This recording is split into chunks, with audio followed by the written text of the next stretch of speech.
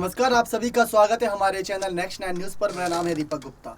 महाराष्ट्र के नए मुख्यमंत्री बने एकनाथ शिंदे को लेकर चर्चाएं हर तरफ जोरों पर हैं, जहां पर यह कहा जा रहा है कि शिवसेना ने एकनाथ शिंदे को अलग कर दिया। दूसरी तरफ आप सभी को बता दें कि किस तरीके से उद्धव ठाकरे तमाम यहां पर बयान देते नजर आए बागी विधायकों के खिलाफ।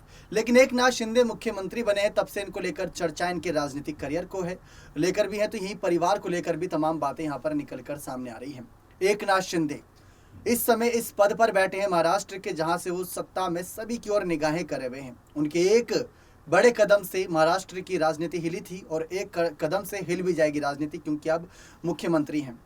तो आप सब भी ये सोच रहे होंगे कि शिवसेना ने इन्हें निकाल दिया है, लेकिन क्या सचमुच एक शिव सैनिक हैं या नहीं, और इनके परिवार के बारे में, खासकर इनके पिता माता और इनके जो परिवार के अन्य सदस्य हैं उनके बारे में क्या तमाम जानकारियाँ हैं। तो आप सभी को बता दें कि एक सबसे रोचक बात यह है कि शिवसेना ये कहती नजर आई कि बागी विधायक शिव सैनिक नहीं है और एकनाथ शिंदे को भी शिवसेना से बर्खास्त कर दिया गया। लेकिन सही मायने में देखा जाए तो भले ही उद्धव ठाकरे शिवसेना के साथ खड़े नजर आ रहे हैं, लेकिन शिवसेना के ज़्यादातर विधायक एकनाथ शिंदे के साथ नजर आ रहे हैं। और किस तरीके से इनके साथ सिर्फ ना ही हिंदुत्व का समर्थन है, बल्कि मुसलमानों के पक्ष को भी काफ़ी समर्थन मिलता नजर आया है एकनाथ शिंदे पर। तो आप हमारी एक खास रिपोर्ट देखिए, जिसमें आप सारी बात समझ जाएंगे, जो कि इनके परिवार वालों से लेकर जुड़ी हुई है, जो इनके कह सकते हैं राजनीतिक करियर से जुड़ी हुई है, किस तरीके से इन्होंने काफ़ी कुछ चुनौतियों का सामना किया, तब जाकर आज ये इस मुकाम पर हैं। ये सब सुनकर आप भी दंग रह जाएंगे। तो आप देखिए हमारी खास रिपोर्ट। महाराष्ट्र में मौजूदा राजनीतिक उथल पुथल में जिस शख्स का नाम सबसे ज़्यादा चर्चाओं में है वह है एकनाथ शिंदे। ठाणे के ठाकरे कहे जाने वाले एकनाथ शिंदे का राज अब पूरे महाराष्ट्र में चल रहा है, जहां पर वे नए मुख्यमंत्री के तौर पर भाजपा के द्वारा चुने गए। लेकिन इन सब के बीच इनके परिवारों को लेकर भी चर्चाएं हैं। एकनाथ शिंदे के पीछे न सिर्फ ठाणे की जनता खड़ी है, बल्कि 2/3 से ज़्यादा यानी शिवसेना के 40 विधायक भी हैं। शिंदे ने उद्धव के खिलाफ बगावती सुर क्या बुलंद किए। पूरे ठाणे जिले में उनके समर्थन में बैनर और पोस्टर लग गए। इन पोस्टर्स में बाला साहब तो थे, लेकिन मौजूदा शिवसेना प्रमुख उद्धव ठाकरे की तस्वीर गायब हो गई। आप सभी को बता दें किस तरीके से शिंदे का बचपन ठाणे के किशन नगर वागले स्टेट 16 नंबर में बीता। आज यहाँ उनका एक फ्लैट भी है। इसमें वे अपने माता पिता और 3 भाई बहनों के साथ रहते थे। उनके बचपन के दोस्त जगदीश पोखरियाल बताते हैं कि एकनाथ शुरू से ही लोगों के लिए खड़े होने वाले में से थे। यहाँ पीने के पानी की भारी समस्या थी। महिलाओं को दूर से पानी लाना पड़ता था। इस परेशानी को देखते हुए शिंदे एक दिन रमेश के पास आए और कहा कि इस परेशानी का हल कैसे होगा। इस पर रमेश ने उन्हें पॉलिटिक्स में उतरने की सलाह दी। शुरू में शिंदे ने मना किया, लेकिन बाद में वे आरएसएस शाखा से जुड़ गए। ठाणे में शिंदे का कद कुछ ऐसा है कि शिवसेना का मूल कैडर यानी हिंदू ही नहीं मुस्लिम भी उनका साथ खड़े हैं। यही वजह है कि शिंदे के नाम पर दोनों समुदायों के लोगों ने उनके बेटे श्रीकांत शिंदे को चुनकर लोकसभा में भेजा। एकनाथ के पीए रह चुके इम्तियाज शेख उर्फ बच्चा ने बताया कि शिवसेना से जुड़ने से पहले शिंदे आरएसएस शाखा प्रमुख थे और ऑटो रिक्शा चलाते थे। आनंद दिगे एक दिन उनके इलाके में आए और उन्होंने लोगों से पूछा कि वे अपने पार्षद यानी नगर सेवक के रूप में किसे देखना चाहते हैं। इस पर इम्तियाज समेत सैकड़ों मुसलमानों ने एक सुर में एकनाथ शिंदे का नाम आगे कर दिया। इसके बाद ही शिंदे सक्रिय रूप से शिवसेना में एंट्री हुई। यही फैब्रिकेशन की दुकान चलाने वाले चौधरी ने बताया कि उनकी दुकान पर बैठकर ही एकनाथ शिंदे ने नगर सेवक चुनाव लड़ने का फैसला किया था। शिंदे आज भले ही महाराष्ट्र के नए सीएम बन गए हैं, लेकिन एक वक्त ऐसा भी था जब उनके घर की आर्थिक स्थिति बेहद कमज़ोर थी।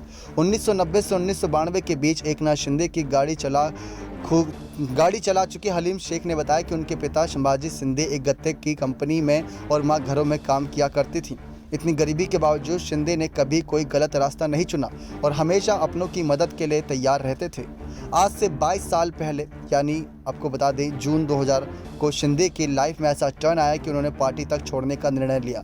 सतारा में हुए नाव हादसे में उनकी आंखों के सामने उनके छोटे बेटे दीपेश और बेटी सुभद्रा की डूबने से जान चली गई। इस हादसे के बाद शिंदे इस कदर टूट गए कि उन्होंने राजनीति से संन्यास लेने का मन बना लिया था।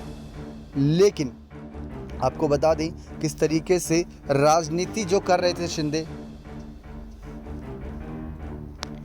उनके गुरु और शिवसेना के कद्दावर नेता आनंद दिगे ही उन्हें वापस राजनीति में लाए। देवीदास चालके ने यह भी बताया कि परिवार को आर्थिक तंगी से उबारने के लिए एकनाथ शिंदे ऑटो चलाने के साथ साथ लेबर कॉन्ट्रैक्टर के रूप में भी काम करते थे।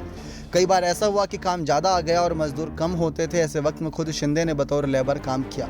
वह अपने हाथों में मछलियाँ भी अपने हाथों से मछलियाँ साफ भी करते थे। देवीदास ने आगे बताया कि एकनाथ शिंदे की लाइफ में एक वक्त ऐसा भी आया जब उनकी आवाज़ तकरीबन 15 दिनों के लिए चली गई थी।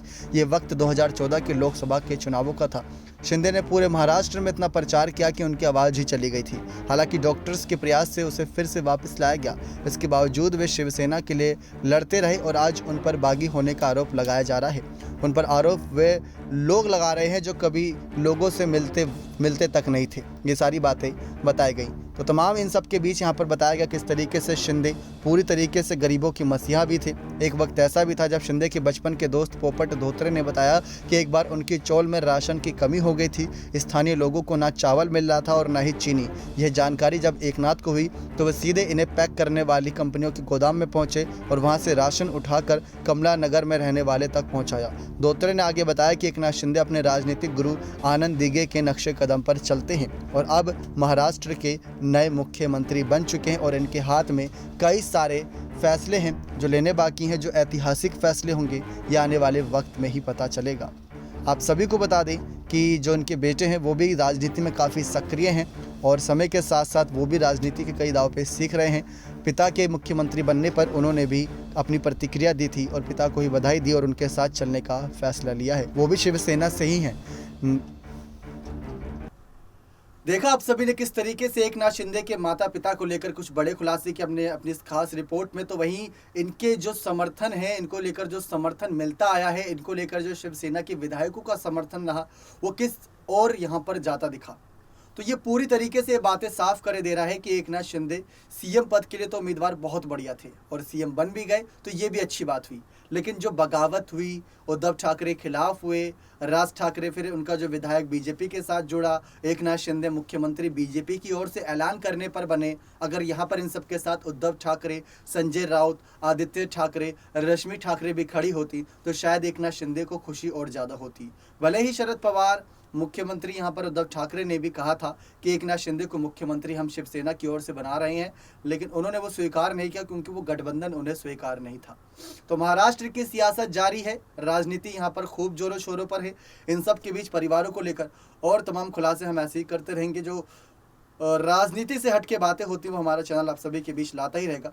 बस शर्त यह है कि आप चैनल सब्सक्राइब कर बने रहें ताकि आप ऐसे ही तमाम लेटेस्ट अपने आप यहाँ पर पाते रहें कि किस तरीके से इन सब अपडेट में कुछ बातें ऐसी भी होती हैं जो एकनाथ शिंदे को अलग चेहरा क्यों बनाया यहाँ पर बीजेपी ने और शिवसेना के बागी विधायकों ने क्यों एकनाथ शिंदे की ओर रुख किया। ये बात साबित करती है कि एक सच्चे शिवसैनिक हैं कहीं ना कहीं एकनाथ शिंदे। बाला साहब ठाकरे के साथ इनका वो ट्विटर प्रोफाइल भी आप देख सकते हैं। तमाम ये सारे बातें हैं जो इस ओर इशारा करते हैं कि भले ही शिवसेना ने इन्हें निकाल दिया हो, लेकिन एक शिवसैनिक का जो कह सकते हैं पूरा विचार पालन, उसका अभी भी पालन करते नजर आ रहे हैं। तो ये था आज का हमारा खास रिपोर्ट। उम्मीद करते हैं जानकारी पसंद आई होगी। ऐसी और तमाम जानकारी आप सभी के लिए लाते रहेंगे। बने रहें चैनल के साथ। बहुत बहुत धन्यवाद।